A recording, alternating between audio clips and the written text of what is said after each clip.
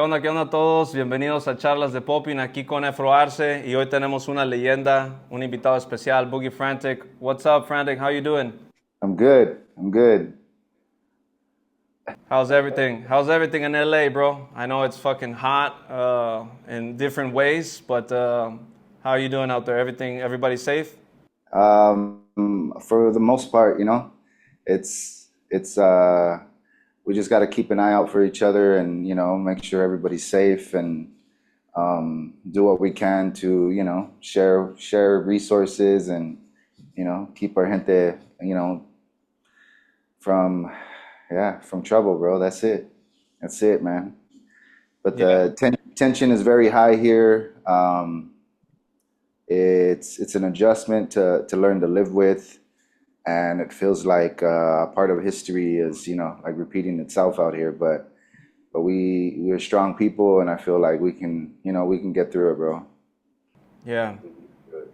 Yeah, it seems really tough, man. And I would like to get into that topic as well, because I know like a popper or a dancer and a Chicano also. It's like I think you're a voice that it's good to talk about these topics, and we could get into that as well. But as I was asking you before, I messed up with recording right now. I wanted to ask, what are you doing right now besides dancing and getting down and ciphering?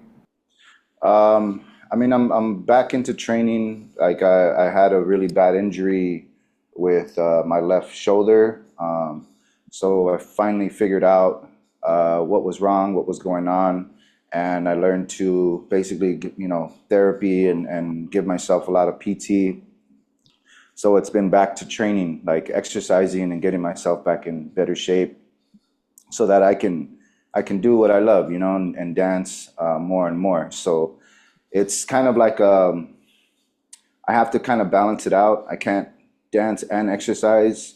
If I do, it's too much stress on my body, so I have to like learn to pick one or the other. So if some weeks I'm just dancing, then other weeks I'm just exercising. So it's kind of really cool actually, because I get to always revisit like fundamental practices and key elements. So that's been kind of like the personal side and journey. But I'm also working on an online platform to release like a really big project that I want to share with the world. I'm gonna be releasing like a 4 lesson intensive pretty soon, like really soon. But it's gonna be limited to a certain amount of people so that I can help fund a bigger project and start with beginner level and then go into intermediate and then advanced. So I'm really excited for this. Like I'm hoping that, this really does sell, and the people that have purchased the project that I'm gonna release, this intensive, are gonna be a part of the journey now for what's to come. So there's a much bigger project behind the scenes, but right now, I'm working on releasing a four lesson intensive. Nice. Other than that, just keeping safe, um, being happy, eating well, yeah, chilling. Yeah, man, that's dope. I want to get into one aspect that I've been thinking a lot. That there was a time where I dedicated myself full time as a dancer, and I think most of us as poppers or dancers, we love it so much that there's a time that we dream of living 100% out of dancing. But the reality sometimes hits us or slaps us in the face that it's fucking tough to live out of this, right? And I was wondering what just thoughts come up when you hear this topic, and also just wondering what are you doing right now to live? Are you living 100% out of dancing? No, I'm not living 100% out of dancing. I think like the way the world works and what affects like our economies is kind of sets a tone for what's to come, and the key thing I feel like for being a professional is it's more than just maintaining your craft, it's really maintaining your professionalism. The hardest thing is understanding how to see what you do as a business when this dance really kind of first started as something fun to do. But it's learning to adjust that mentality and really focus on what would benefit me by doing this, A, B, or C. So it's really kind of learning how to plan out a future endeavor with what you're doing in the present state. So if we are worried about like these competitions and what's the stuff that's only in between, then we're only seeing a very limited timeline for our growth. The idea of being a professional is going beyond the competition format and really sticking with how can I benefit my community? How can I, maybe sort of mentor and teach classes, but at the same time, how can I learn from like other mentors and kind of understand the value of what they do to impact their community, So it's kind of like a each one teach one situation, but I feel a lot of dancers these days are just really just trying to become teachers for maybe the wrong reasons, and people don't really take in consideration the responsibility of being a teacher and a mentor. Like they don't understand the difference of either one. So the important thing is to know, like when you're a teacher, you're giving the lessons, but you're thoroughly thinking about the lesson. You're thoroughly thinking about this person's future and how they can become better at the craft. But as a mentor, it's really about giving that person time and giving a lot of yourself to dedicate yourself to this person in order to like have them thrive in life, be the shoulder that they need. Maybe there's reasons behind it. It could be, a social situation. It could be at home situations. Like mentoring is really, really important to understand, like how to actually, be somebody's kind of push and teach them how to better what you've done for them, So it's always like a better lesson to learn for the next steps.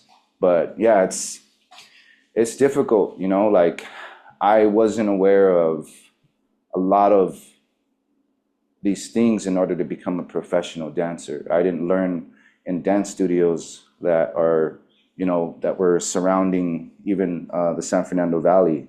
North Hollywood was not so far from where I grew up. Yeah. And I had no idea there was so many dance studios, but a lot of it too was everything was based on ballet and contemporary. So it wasn't really my forte as far as the craft. What I did was really unique and I put in a lot of theater. So when I got booked for certain things, even if it was like a park, like a smaller event, like performing at a park, I would use mime to really engage my audience and have them like actually enjoy what I'm doing versus just popping, So it was really kind of like trying to figure out like what I wanted to really do. And I didn't really kind of go like forward with dancing on the streets as much because I felt like this would be a mental kind of blockade.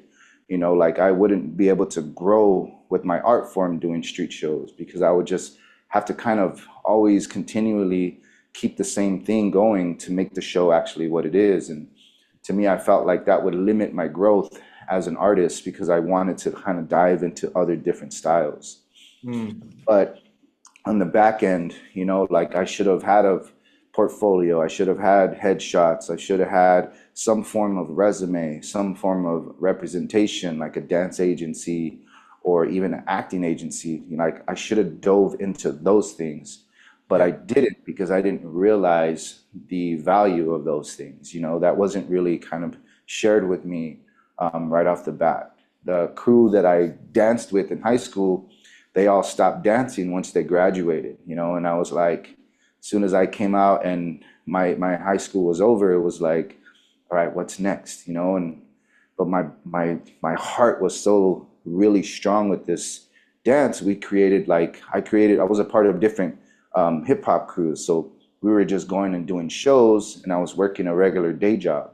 So my evenings were always booked up because we were performing in different places, and like, that was like kind of my alter ego, you know, like while at work, it was like just the steady person, like basically just the day worker, you know. But yeah, it's really important to know how to like really see yourself as a professional being, even though we're in a street dance form, you know, like. Yeah.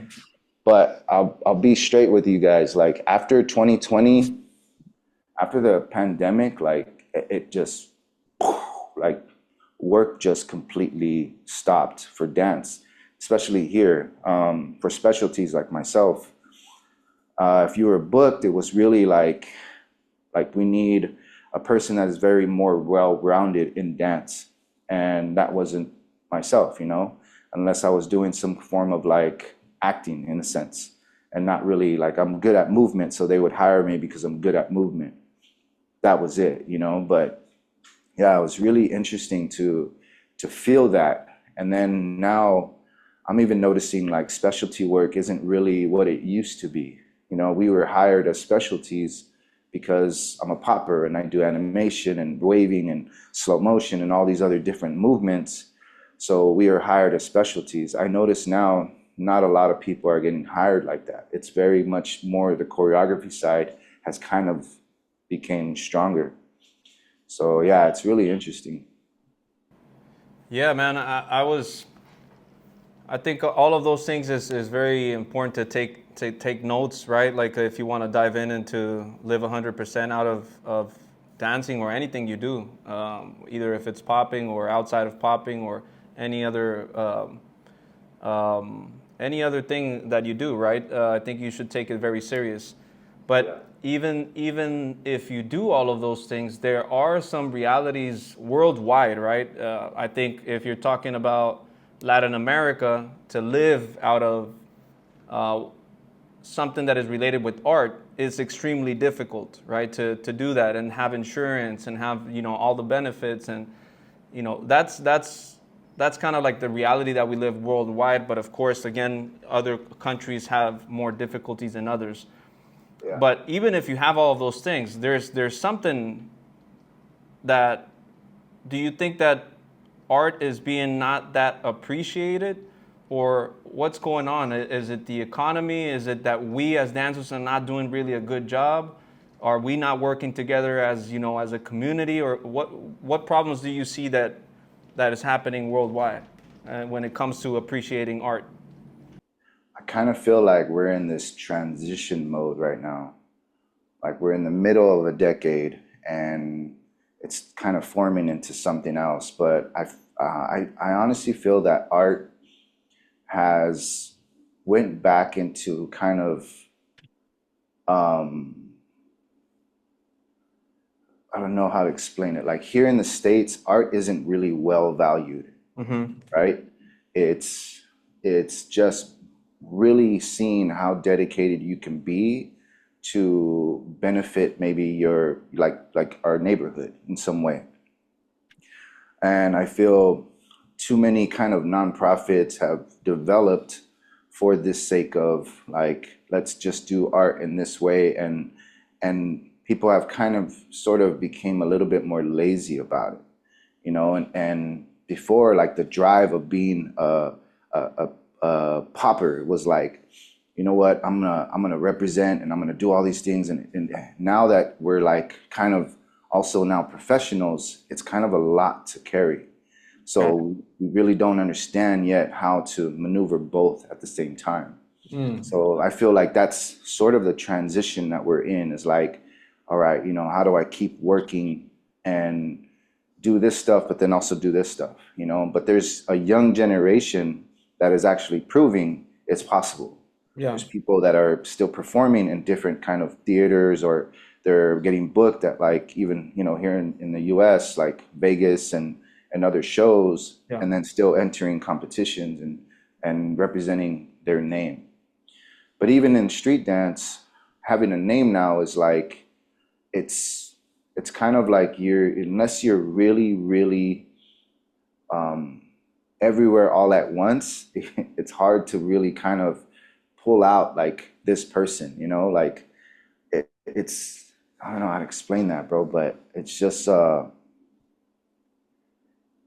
it's very different from what I've like just kind of even stepping back from the competitions. I'm like watching everything, and Dance Your Style has kind of came out of nowhere and just become this big, you know, entertainment type of showcasing, which is what I was afraid of at the same time.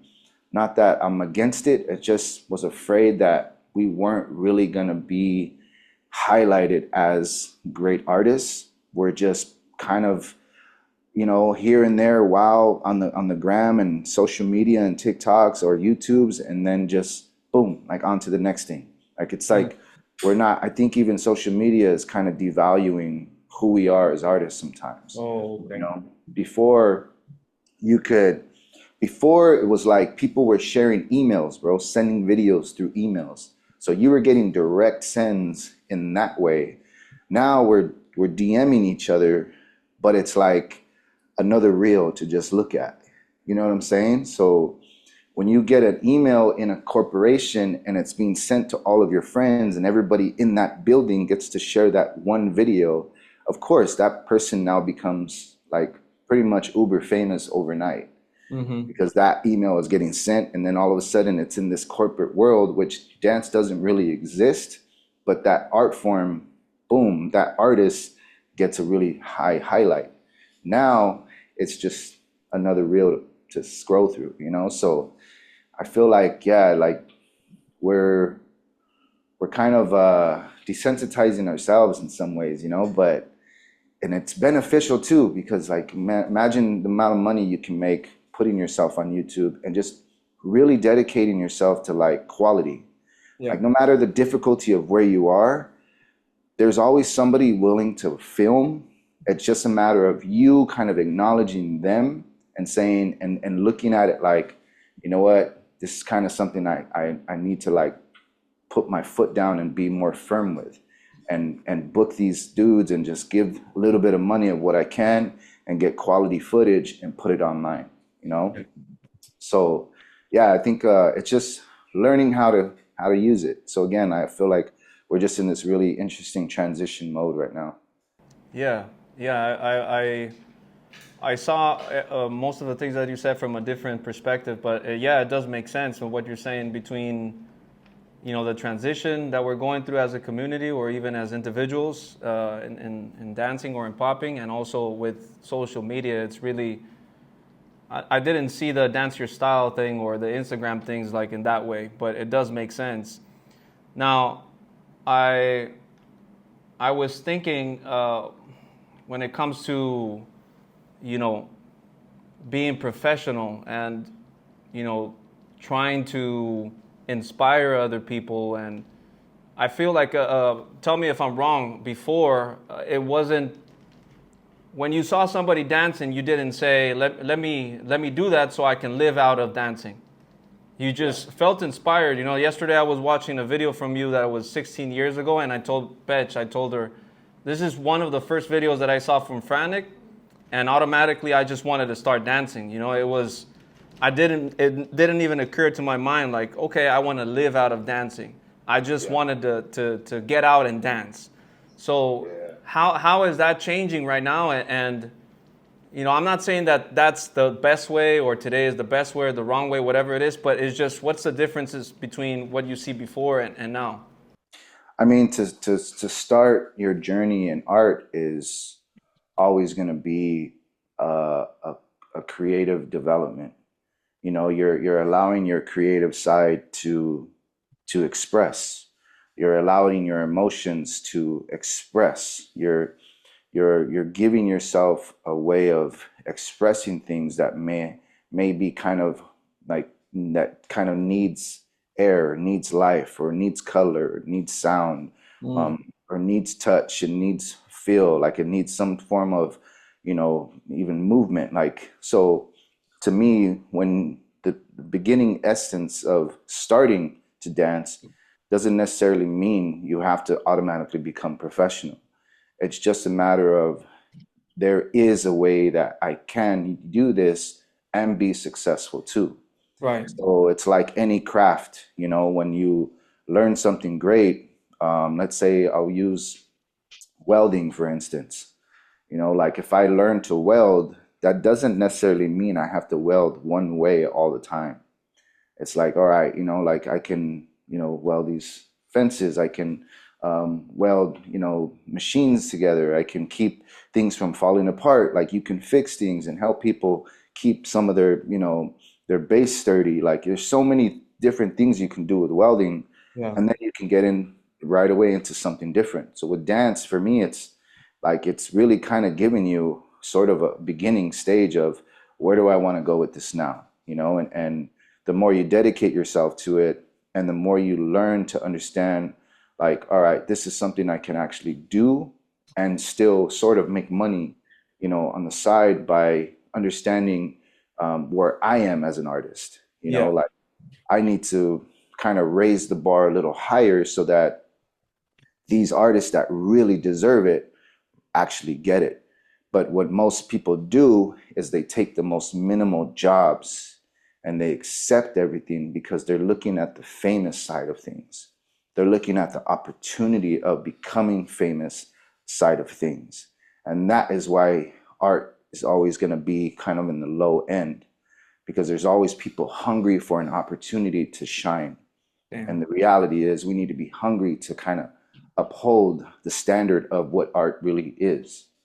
You know, and it's wild because with painting, bro, there's people slamming themselves against walls and selling it for fucking thousands of dollars. Yeah.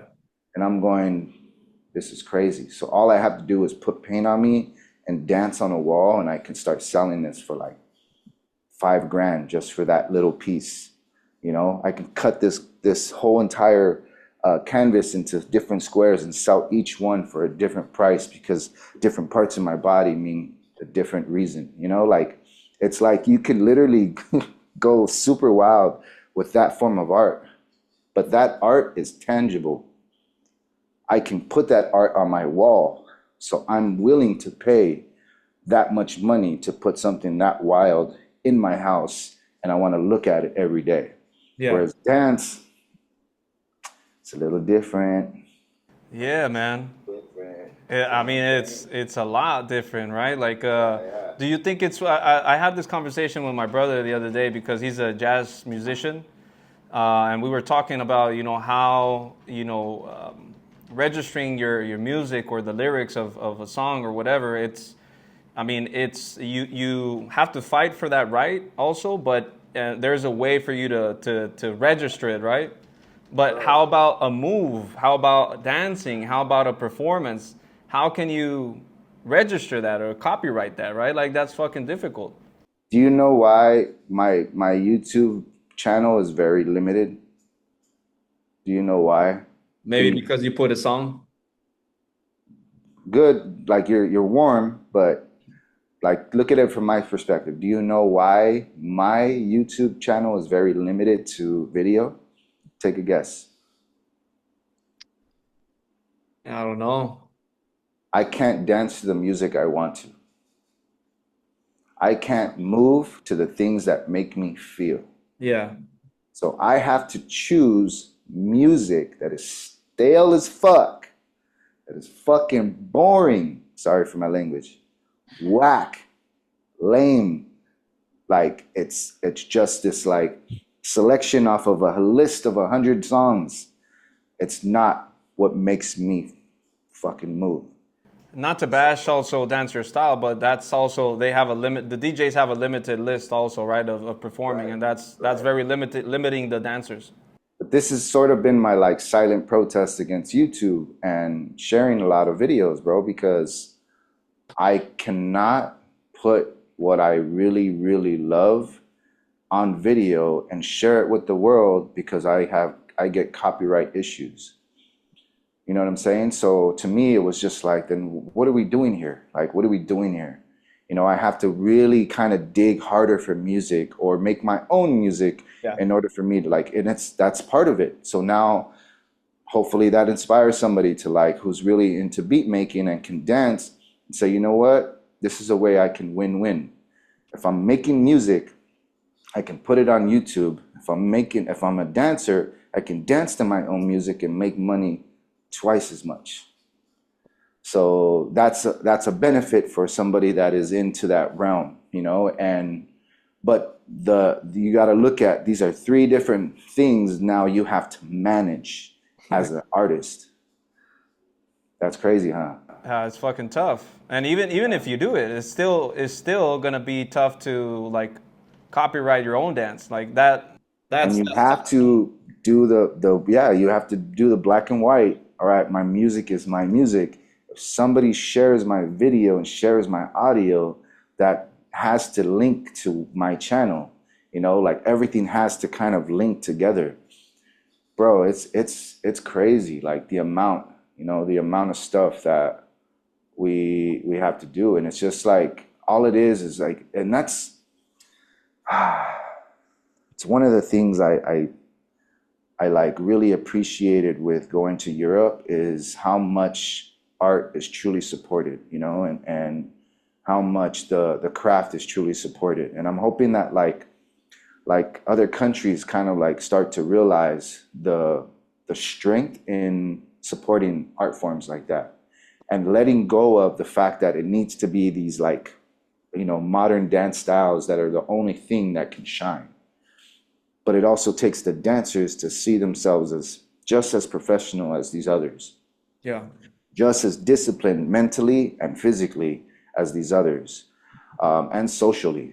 That's the other thing. Being socially disciplined is really important, because, you know, I didn't drink or party for like maybe 7 years, right?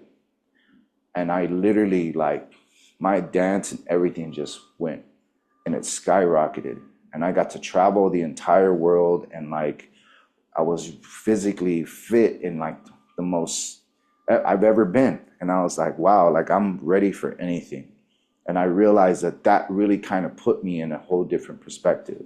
Yeah. But if we're already young and we're like, oh, you know, I'm just gonna smoke weed and like drink and do all these things and just be like, you know, be really street with it, like it's just not gonna benefit your dance or your art form whatsoever. Yeah.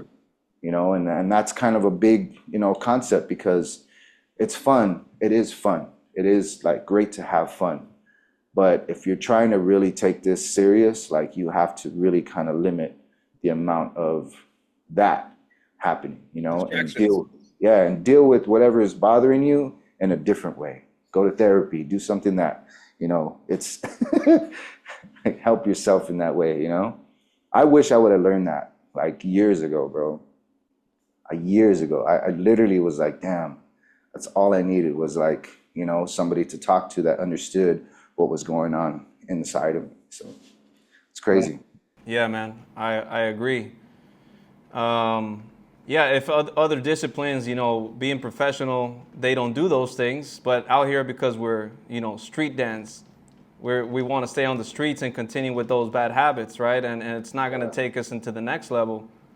Yeah. So I think we should pay attention to other at least countries or other disciplines, you know, where they already take it to the next level and try to copy that. But like you said, I mean, it's not to say that it's bad or anything, but it's just you got to be honest with yourself. And if you want to really take it to the next level, you have to keep it serious, right?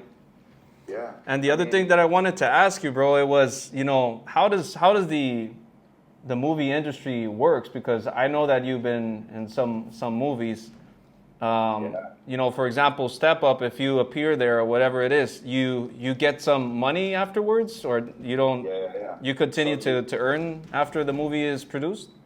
Yeah, you get residuals based on the type of work that you have completed, right? So I'll give you like one of the last things I did professionally was a Frito-Lay commercial. And that was a different situation. I could have gotten residuals for it. And I think like over time you get checks based on like how they conduct business by selling it to certain, by having other people like buy it, or they're selling it to other people, and then it's being put on different TV stations, or in the mix of like certain commercial moments at certain times of the day. So with that comes a monetary check that you're provided, right? So it's really interesting because like for that one, it was a buyout. So basically I received about like maybe $12,000, right? Like, here, this is it. This is what you're getting for the commercial, and that's that. And most commercials work that way, like on those kind of levels of companies, right? Yeah. So like with step up 3, you are guaranteed a certain rate daily, hourly, and overtime. So a lot of us ended up working overtime, and what happened was Disney ended up sort of getting like slightly sued. So they ended up kind of covering a cost for everybody all in one lump sum and just giving us an extra check. But now when you sell that movie to either like HBO, Netflix, Prime, and they purchase that film to put on their platform, then it's like now people are buying that movie, so that money starts accumulating and getting shared. So it's really interesting how like all that stuff works. I probably worded that a little wrong, but it's, yeah, you just end up getting checks because your social security is attached to it, and then boom, now anything that is related to that film is basically some kind of monetary benefit years down the line. It could be like 20 years from now, or like 20 years from now, like almost, I could still be receiving checks in some way. But here's the thing, like going back to my point about professionalism, right? So I made a mistake. I ended up in prison, and that cost me 2 movies. That cost me 2 major shows. That cost me traveling to Dubai. That cost me traveling to Canada, Australia. That cost me so much money later in life. Yeah. So to not be in step up 4, step up 5 was like a really big slap in the face, Were you not able to do that just because you were in prison, or because of something? Part 4 was happening while I was actually locked up. Yeah. So I remember calling like Chris Scott, the choreographer, and Devious. I would call both of them on the phone, and I was like, I'm in my jail cell, and I'm just like, what's up, bro? Like, where you guys at right now? You're like, oh, we're in Miami, bro. We're shooting this thing. Like, everybody wants to say what's up to you. And I'd be on the phone like, what's up, homies? Like, what's going down? Like, hope everything's good. And like, thankfully I had a friend like Chris, because, he looked out for Devious and hooked him up with an opportunity. And then he would also put money in my books. He was helping me being able to buy food in there, so it was really amazing. Like, I'm really like grateful for that dude in that way. But I get out, they're working on filming step up 5. I think it was like they were trying to film it in Vegas, but they ended up having to film it in Canada. And Canada has like a really they have really strict rules. So I missed out on part 5, and it would have been a perfect like addition to like be part of that, so. But yeah, dude, it was just these opportunities really, really kind of like made me realize the impact of like just being naive and ignorant, So that's why I try to give this advice, because it's like, learn from these lessons. Like, partying, all that shit is cool, but really be stronger in the values and be stronger in valuing yourself. Yeah, man. I would like to probably dig in a little bit more into those topics, but because I would like to allow everybody else also to give you some questions and relate with what we talk right now. And as you already noticed, and everybody else who's listening, is that we haven't even talked about, how do you do a fucking wave, or how do you do animation a little bit better? Because, I know you already have invested a lot of time in other platforms and other workshops doing that. And there's plenty of spaces for that as well. But we're really interested in Pies Conscientes of, talking about what's behind the dance, right? Like what's behind the dancer and your story, and how did you get to this spot, and how, in retrospective, how can you give, feedback or just comments to the rest of us who are, trying to elevate our game. But I don't know if you would like to say anything else right before I open up the mic for everybody else. Would you like to say something related with what you just said and what we just talked? I think, I mean, my last words would be like, and my experiences, like even traveling to places like Mexico and Bolivia, Chile, like Argentina, like there's so much passion for this art form. There's so much passion, like and I connect to it because I've worked so hard, like so hard, as a person in my jobs or whatever I do. I work really, really fucking hard. So I know that it's the strength within me that really kind of like represents like who we are as people, And but the thing is, like, I've gotten distracted by mentors that really kind of try to pull me away from what I was really good at. And I think we all need to kind of like keep ourselves and hold ourselves accountable for the people we respect, the people we put on a pedestal, the way we are with ourselves. Like, I feel like a lot of mentors are kind of false, idols in some ways, and Yeah. we have to really be cautious about the people that we connect with in certain ways, and also try not to take too much advantage of people's times in that way, because as a mover, as an artist, we love to understand like where you're, because we want so bad what they have. Mm-hmm. The reality is it's dedication, dedicating yourself to something that is great is a part of like, not just about the dancing always. It's about the historic value, listening to the music, listening to the history, seeing yourself in different time zones and timelines, and seeing where, like, like a prime example, if I see like even like Azteca dancers, and I'm going like, it's imagining myself in that. Like, what if I was just representing danza Azteca in that way? Like, what if I was just that, like, and sometimes I take myself away from who I am to like really, humble my ego and say, okay, sometimes this is enough. Like, I don't need to be always trying to fight to be on top. And I think that is kind of a dream we all chase as artists anyways. But I feel like the passion in it, for a fact is alive. But it's really kind of like taking control of everything around you and really kind of holding ourselves accountable to, better standards.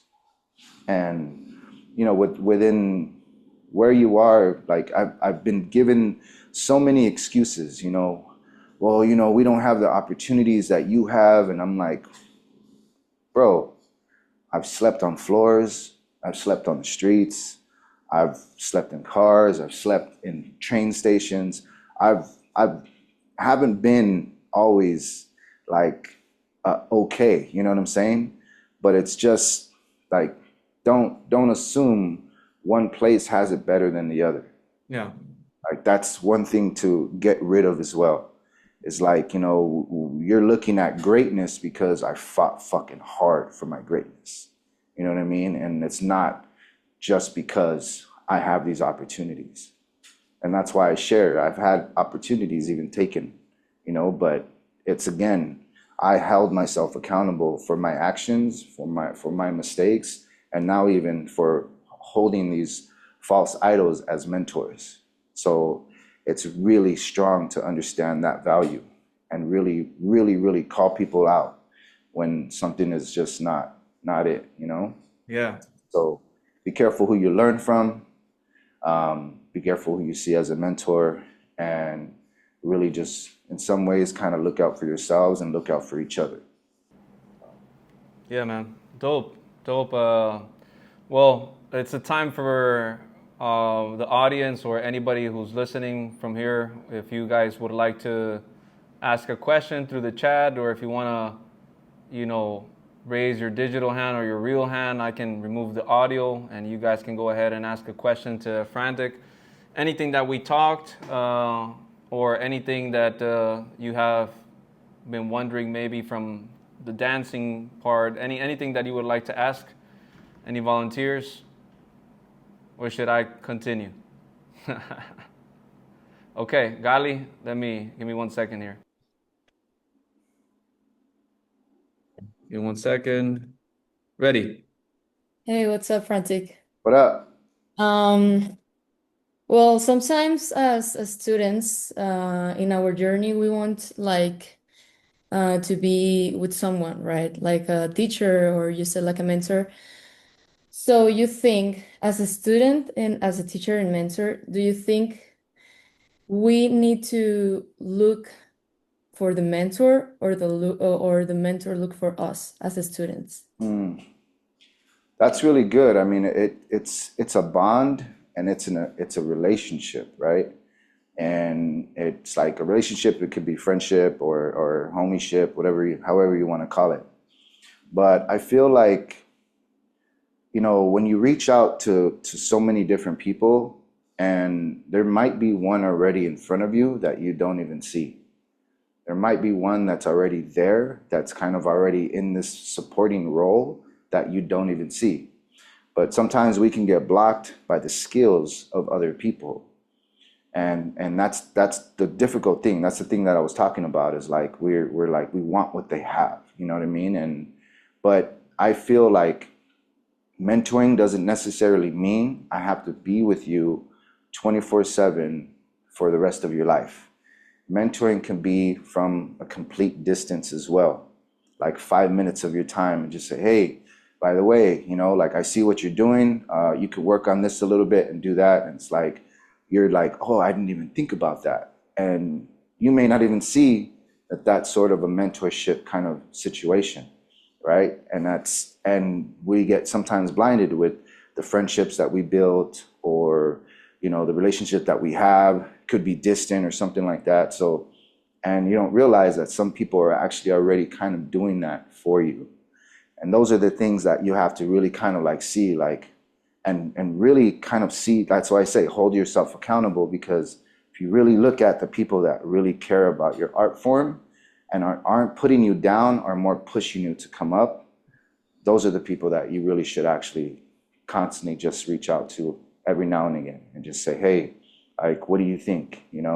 Like, sharing your video and actually asking a really detailed question gives way more of an awareness for that person to really kind of give you a response. But if you're just sharing a video and you're like, hey, what do you think of my round? That doesn't give me anything other than to just watch you dance. And I don't know exactly what I'm watching. Like, what am I looking for? What am I, you know what I mean? But if you know, and you could see it by watching your dance, and you say, you know what? Around this time, I did this one thing, and I just want to know, like, what do you think of that moment? Like, could I have done this, or could I have done that? And it's like you're giving a really detailed question that will really give you an actual answer. So these are kinds of things that you want to look out for. And I think like, yeah, it's sometimes the mentors will come in and just be like, hey, check this out. I saw what you did over there. Boom. Like, for instance, when I pulled you to the side and I said, look, I really like what you're doing. I really, when we were in Torreon, it was like really to kind of keep you thriving, because I could see like the greatness that you had. but it doesn't necessarily mean I had to be your mentor. I'm just giving you that moment so that you could really see yourself in light, you know? And that's a real situation, right? So think about that sometimes. Like, there's a lot of people commenting and giving you like emojis and all this shit, but is it really genuine? Those are the things you got to really look out for. And just to add a little bit to that, Frantic, do you think also you can have a mentor that he doesn't even know you or you don't even know him? Because, you know, before meeting Sweepy or before meeting Devious or you, I was already seeing your example in, you know, in YouTube and just in videos. And okay, that's the standard that these guys are putting in. So that's the level that I want to rise to until I knew you guys, right? But that's another way that you can have like certain role models, right? Like yeah. Role model is even a different situation. A role model is like, damn, like this guy really, like you're seeing this person hold themselves in high standards or holding themselves accountable for the situation. So it's very inspirational to see that from somebody, you know, and it doesn't necessarily mean like, oh, he's now my mentor or I want him as a mentor.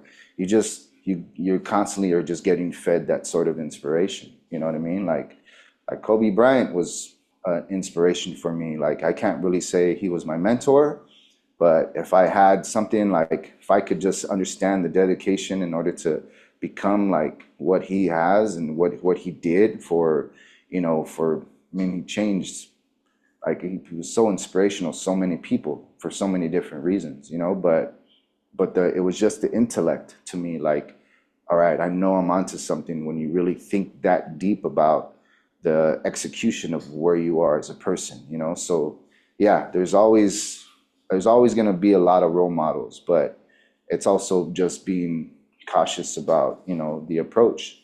But you, in your shoes, I feel like you manifested these things. You manifested this connection. You manifested yourself being here in the States and meeting Sweepy. You know, like a lot of that comes with it. Like you can manifest so many things. Like even training, you know, I was dancing, as an example, I'm dancing inside of a prison cell. My brain was performing on stages across the world. I literally manifested that afterwards. You know what I'm saying? I got to travel the world after that. Like, that's crazy, bro. You know, so think about how strong that is as we are as people. Like, that's crazy. It's wild. Yeah, that's crazy, bro.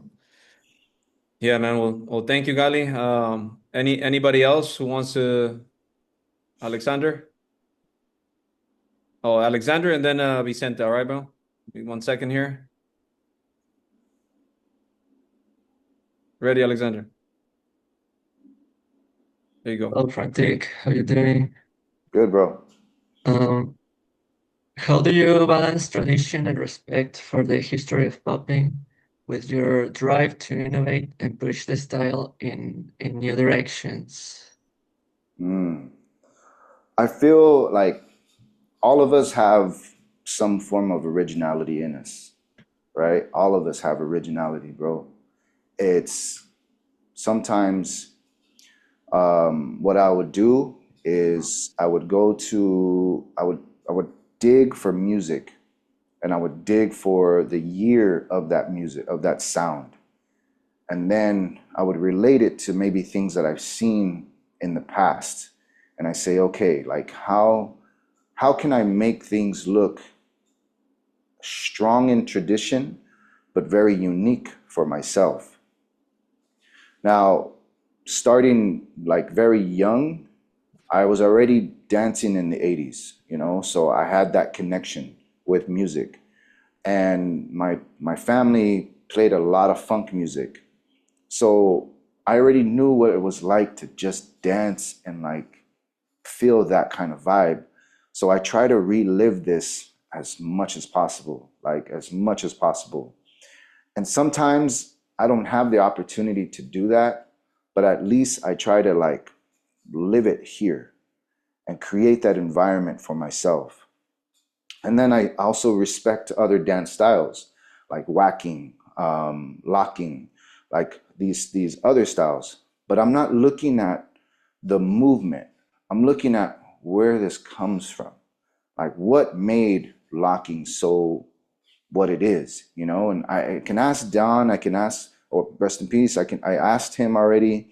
I asked the other bunch of lockers, and I was like, you know, what really made you move in that way? And most of the answers are always the same. It's like, well, it was the music, you know, the music kind of like we drove it, and this is what we were doing at the time. And I was like, okay, so we forget sometimes as solo artists that it's a social thing of what we do. So when I pop, it makes you want to pop. You pop, it makes the next person want to pop. That person then wants to make another person pop. So it's a very social kind of like situation, but we forget that sometimes. We forget that how we do things inspires other people.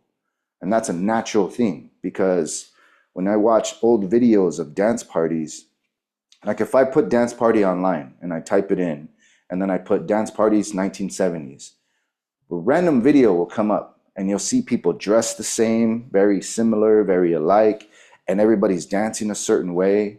Music videos used to actually be filmed in clubs, or club environments, right? So you got to look at those times and really kind of put yourself in that history and say, okay, what if I take away everything that I've already learned and imagine myself doing this for the first time over and over and over and over again? You're gonna hear music like you've heard it for the first time. It's just really making your brain, you know, flip that switch and say, damn, I didn't hear the song like this before. And now the way you move and the way you kind of want to groove to things starts to become a little bit more natural.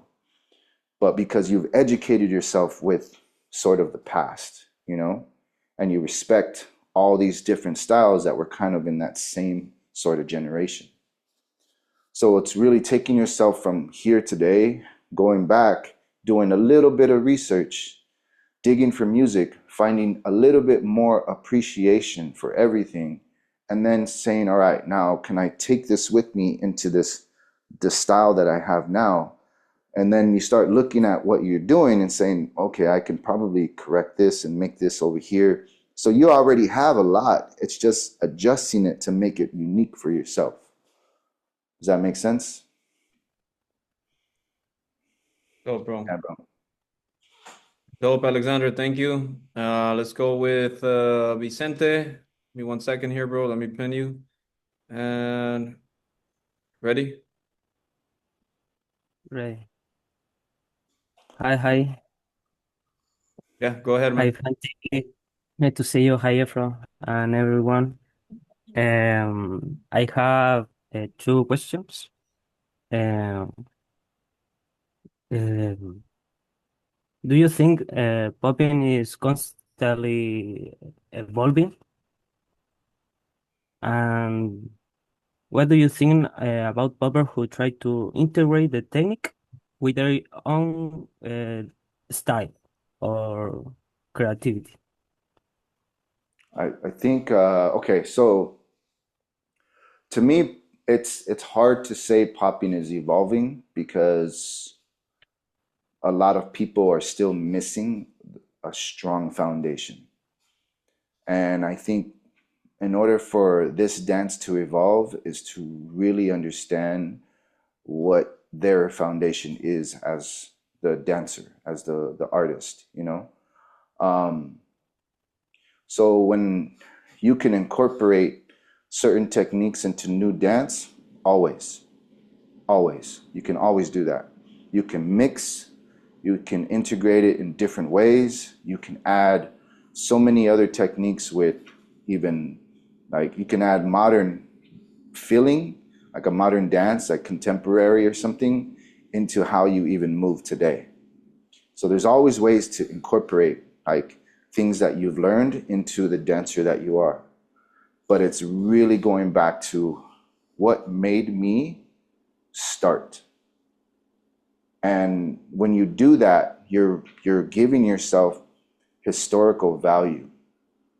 So if I began with mime, I need to always come back to mime to start again. You see what I mean? Like, it's always a way to redevelop what the body already knows, because it's like a lot of history here.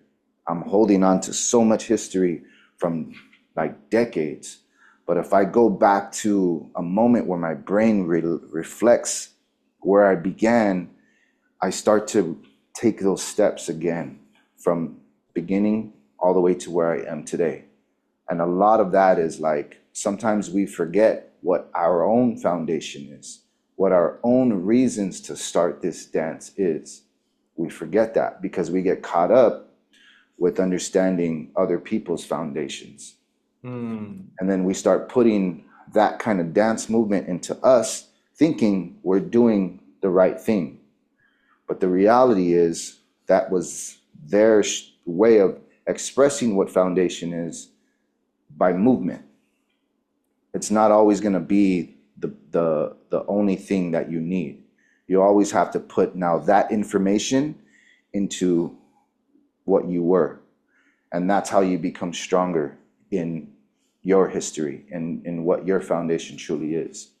So if I learn a technique and I go back to my beginnings, I go from this to now I'm going like this, you know, and learning how to make things a little bit more different and change the value of just simply keeping it simple. But then the simplicity of doing something like this becomes even stronger, because now I'm aware of everything, how it really looks, and how I can change it to make it like become so much more realistic, you know? So I'm always giving back to my history. Everything I learn goes always back to when I began. Dope. Thank you, Vicente.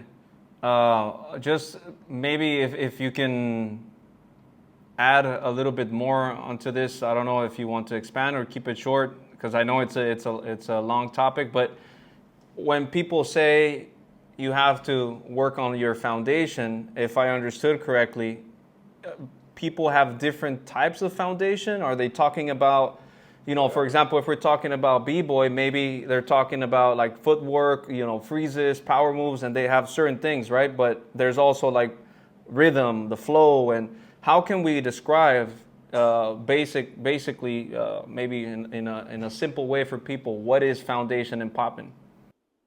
Yeah, like it's difficult to really pinpoint for me, because I have foundation of bopping, I have foundation of ticking, I have foundation of footwork, of glides, of I have foundation of waving. I have different houses of foundation. It's not one thing. Mm-hmm. You see what I mean? So when it comes to popping, even I have different foundations of popping, because I can pop my arms, I can pop my neck, I can pop my core, I can pop my legs, I can pop the muscles in my legs, I can pop my calves. Like, there's so many forms of all forms of foundation that people need to understand. However, when it comes to the dance aspect, the actual dance itself, foundation is in the music. Foundation is in the history of knowing the dances of those times. You know, so to really respect it is, where did this come from? If it was the jerk, then respect that and learn the jerk. Learn to understand how this even created supposedly that boogaloo form of popping. You know, like how that was really the one thing that made it different from any other movement. With strutting, what was the actual rhythm of strutting in those times? There's literally, like, you can go to the Oakland Boogaloo and you'll see the reunion and you'll see the different styles. But then when you watch, when they're dancing on the sides, to me, that is the part of the foundation that we neglect, is the movement that comes with it. The reason they're rolling their heads and like creating that feel, people forget the importance of that kind of like flow with it. So when it comes down to the foundation of rhythm and exchange, that's always going to be the music. there's so much history in music, but we don't think of it that way. You know, we kind of just right away start doing what we think we should do. And to me, when it comes really down to it, like I realize with technique, I never have to do anything, bro. Like I never have to do shit. But it's because I'm choosing to make it look this way. I'm choosing to make it feel this way. I'm choosing. So I need to make better choices. That's bottom line, you know? Yeah, clear, man, clear. Dope. I have a question here from Pech. She's saying, do you have an important lesson that you learned in dancing that you say, you know what, I'm never going to forget this lesson, but you learned it inside of dancing? Maybe a life lesson or something like that. It's going to be a funny one. It's going to be a funny one. But I remember asking Mr. Animation, rest in peace, man. Hey, how do you pop so hard? I have to say it without taking anything from him. He said, "Nigga, hit." And I was like, That's it. you know what? I'm probably never gonna ask an OG a question ever again. and I was like, damn, like, all right, you know what? I just gotta do it. Like I just gotta do it. And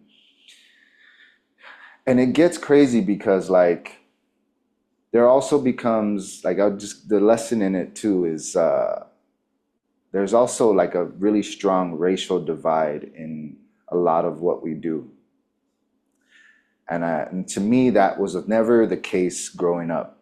Like hip hop was for everybody. And we respected the fact that it came from where it came from. It came from the East Coast. It came from not only just the Blacks, but also the Latinos that were also a part of that movement. And it carried a form of pride with it, you know? But the United States is like 3 different regions. And I feel like a lot of certain regions are blinded by the fact of like where even I come from and how unique the colorism is there, you know what I mean? So I try to always just make sure that people are reminded we were always here, you know, and not be a pushover about it. But it's just like you cannot forget the value of even our culture, our cultura, you know, listening to like all these different sounds from cumbia, merengue, from like trios, from mariachi, like those kinds of sounds. Sometimes like we need to also respect dance has always been in our culture too. And learning how to emulate that kind of social situation into what we do is the strongest thing that will make you so unique. Yo, bro. Thank you. Anybody else? I think we have opportunity for 1 or 2 more questions. Jesus, give me 1 second here. Go, brother. Okay, thank you. Hi, Frantic. My question is, which you consider was the best or your best experience in the dance or in the popping? The best experience to me was oh my God, I think I'm gonna sneeze. All right, no, we're good. Sorry. For me, honestly,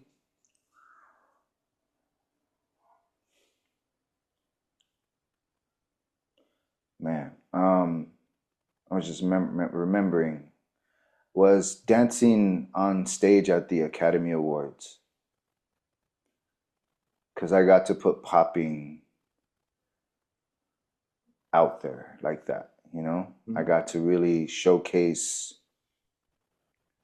what we do on a stage that you don't see this style of dance ever,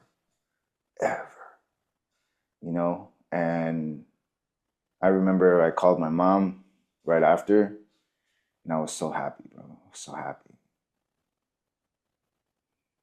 Yeah, like I couldn't, there was no feeling that can ever replace, like, not only doing it for the dance and the culture, but for my family, and trying to always show them like we did all right, you know?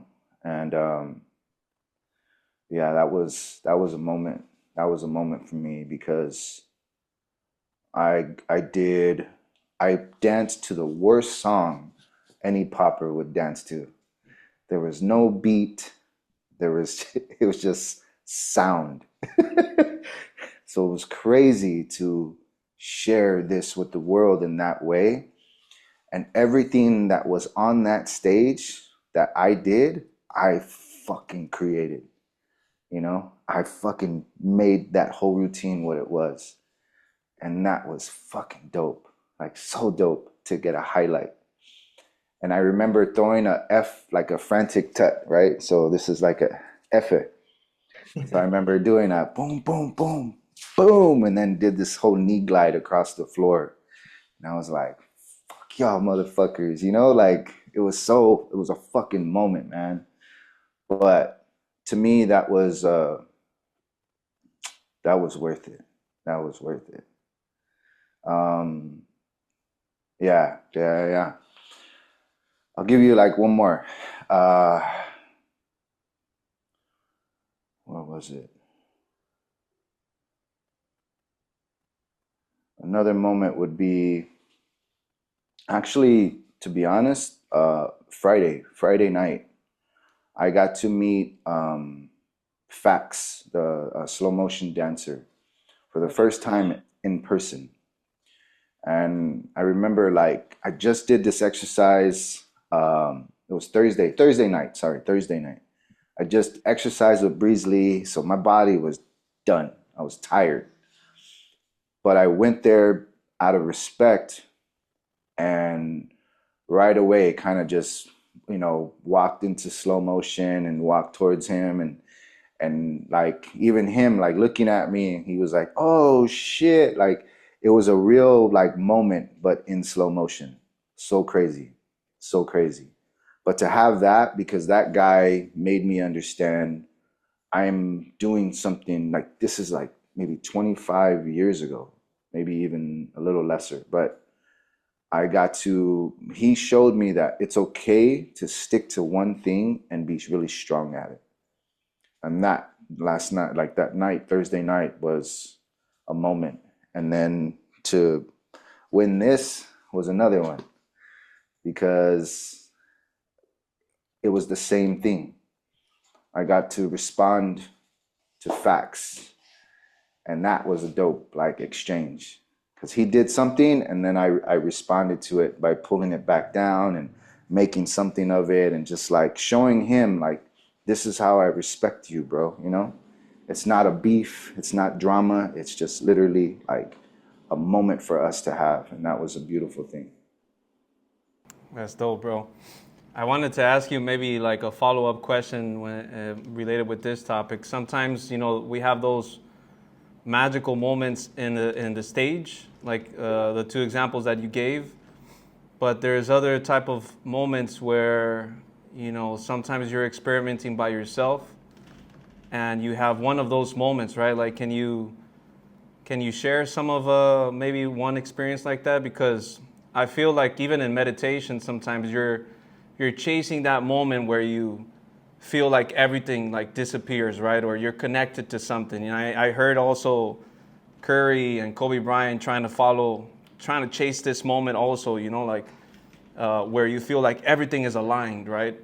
Can you share anything when it related with this topic, maybe, and not necessarily, it doesn't really happen on stage, it happens by yourself, no cameras, no nothing, you don't even recorded around that time, right? So can you share a moment like that or anything around this?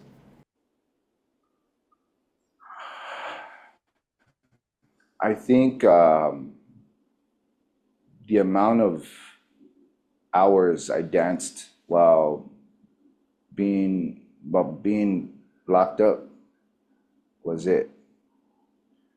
The amount of manifestations that I created for myself and for, you know, for this dance. And I remember like we had these radios, and Friday night started at 10 p.m. 10 p.m. till 12 was house music. 12 till 2 p.m. was all hip hop. From 2 a.m. till 4 a.m. was more hip hop, more eclectic sounds. But 4 a.m. to 6 a.m. was drum and bass. So I got to relive like being in raves and being in clubs and being, you know, a part of even like pop like clubs or like commercial clubs. And I remember like hearing even like Turn Up the Music by like Chris Brown at the time was on. A song called Novocaine was on. But then there was times where, you know, they would play Portishead, or they would play like Wu-Tang, or Dilated Peoples, or, you know, Evidence, like all these different artists that I just really appreciated. And that to me was like the sessions all over again in one moment. But I was just by myself. And my cellmate would just sit there and watch. And then he would like go into his thing and he would start writing. And he was inspired by that, because he was just like, damn, bro, like you really live this shit. Like it's so different, you know, like most people say they do this and they do that, and like you don't really see them really living in it. But I remember like I would dance every Friday night for sure. And Saturdays was kind of like sort of okay. But when I got transferred into another place like Terminal Island, I only had now from 12 p.m. till 1 p.m. because the radio stations would do like a lunchtime mix. So I would try to put on certain stations that would play like better music. And to me, that was like my moment every day, Monday through Friday. I would session for myself, and then 1 o'clock I would go and work out. So that was like my dedication, like coming strong. And in those moments, all I did was work on foundation, like really structuring like my movement, my placement, the power that I was like emulating from like how I'm hitting, how I'm really popping, how I'm using my body in different ways. I would focus on different muscle groups. I would focus on different things. And in my brain, I was performing for the world. So it was different. Like every day was a different set of performance. And that was kind of the thing that made me understand the strength of manifestation, you know? Like I really wanted to change the world with how I did what I did. And when I got released, I won freestyle session.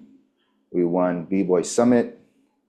I forget, there was like a couple other competitions. Like we really, you know, I got to put us on the map all over again. So those were like things that people didn't really get to see. And I think that was like an important thing for me, you know, to have that, to know that I could do it by myself without having that I need dancers around me to be better. Yeah. It was here. It was already here, you know? It's crazy. Yeah, man. Dope, bro. Thank you. Of course. Frantic, is it okay if we allow one more question? Yeah, of course, bro. All right. Is there somebody else? A zombie? You wanna 1 second? Go ahead. Hey, Frantic, how you doing? Good, brother. Good. Nice. So we talk about the music, like foundation, right? Before the dance. So how we can choose the right music. Let's say if I want to move funky, I need to listen funky music. Sometimes I feel better to do animation with electro funk. But now we can see on the new competitions, we can see new popping beats mixing Tego Calderon or something like that, and it's like what do you think about that? Because I think music is first, so what's the topic there? I mean, like to dance to this music always is it's gonna limit, you know. It's gonna limit because the new generation has to learn how to appreciate it. And that's how traditions are carried, And for me, like with these new adaptings, us older dancers need to learn how to appreciate the newer music. And that's the key thing. Like we need to learn how to appreciate it and make it so that it's like the young generation appreciates our history, whereas we appreciate the young generation's new history.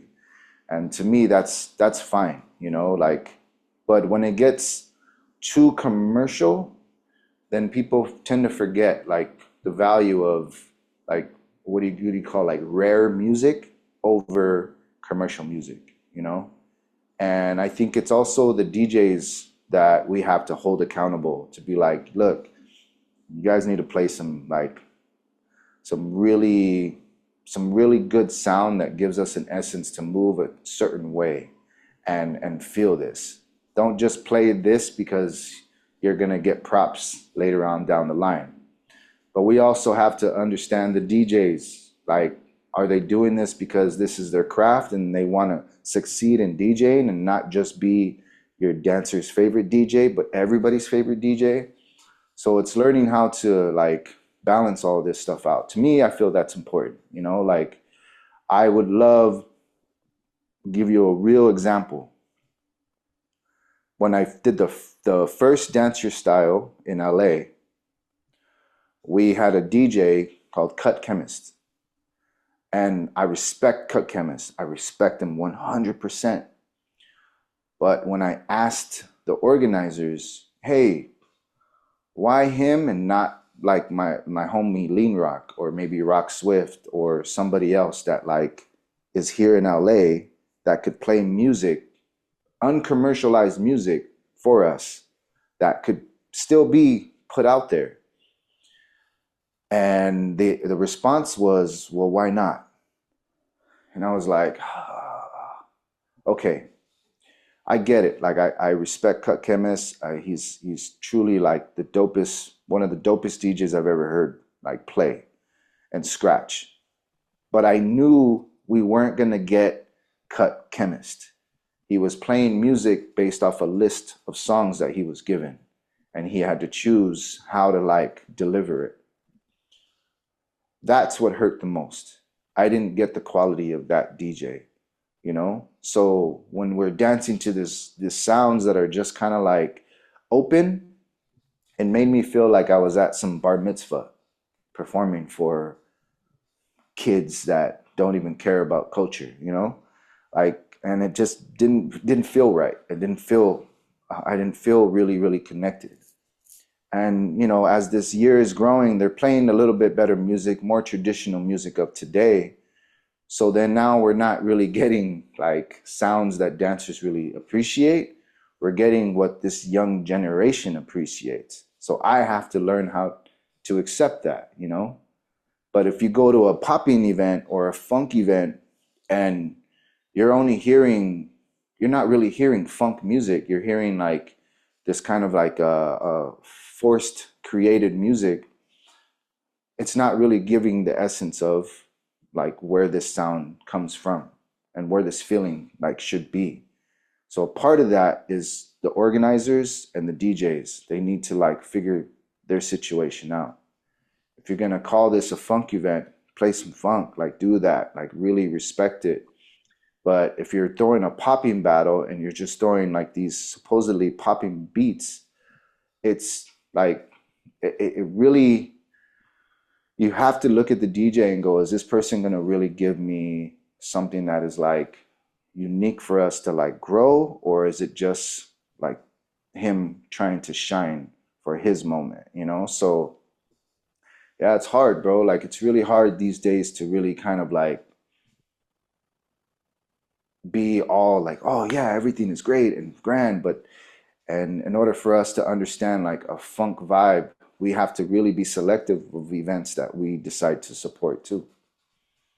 You know, I think that's important, because if you know this DJ is going on and you already have it in your head, oh, he's only gonna play this, and you show up and you enter, and then all of a sudden you're like, why?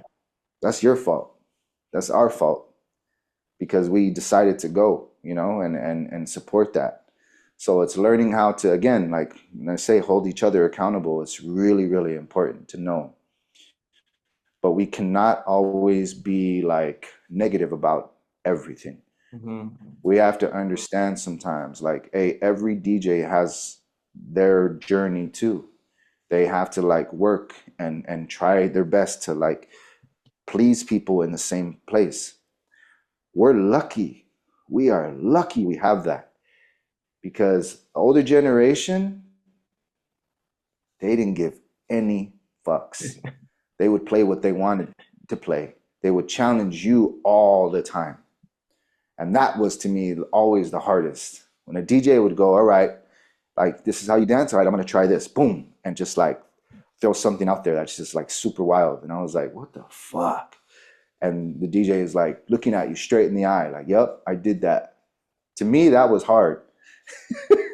But today we are getting a little bit more of like, it's a little bit more easier, man. It's a little bit more easier, but I can understand that it's harder to try to be like a funky mover when you're not getting something that you're used to dancing to. So we have to become more aware of what it is that can help us in those moments, you know? Yeah. It's crazy. Yeah, it's crazy. Another thing probably is to have like these type of conversations, right? They're between DJs, between, you know, the judges, between an OG, between a new generation, and maybe you can come up with certain agreements, right? Like when you organize an event.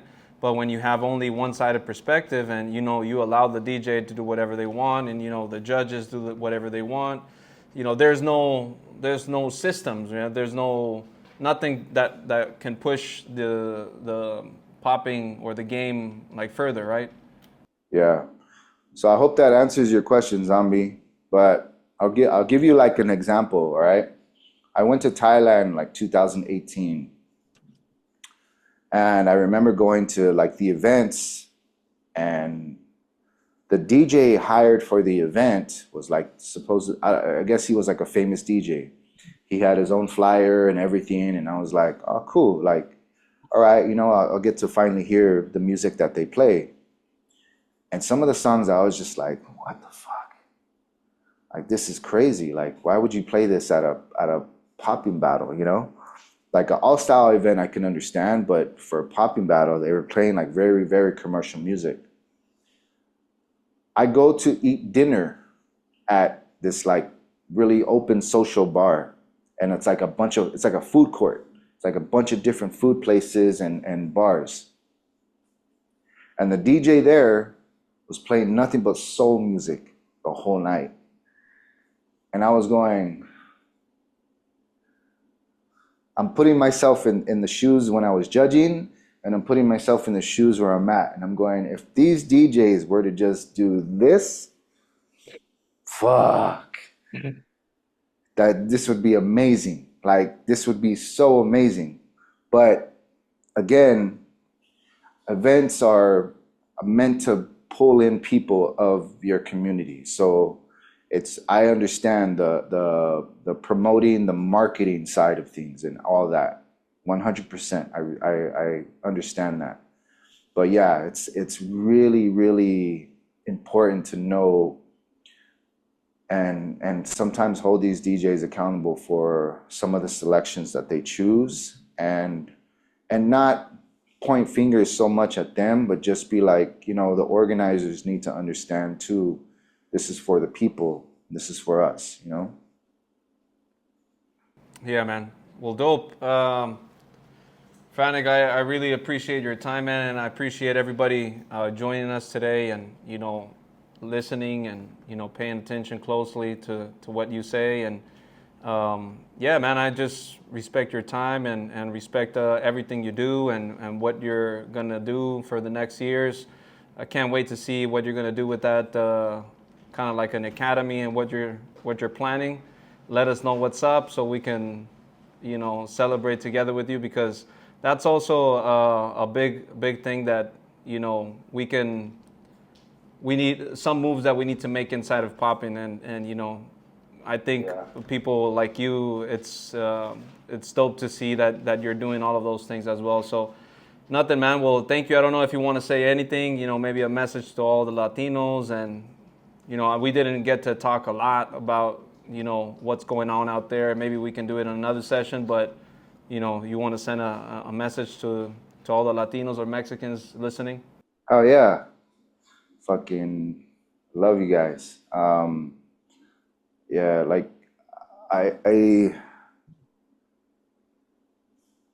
I'm praying that I can help as much as I can in the future.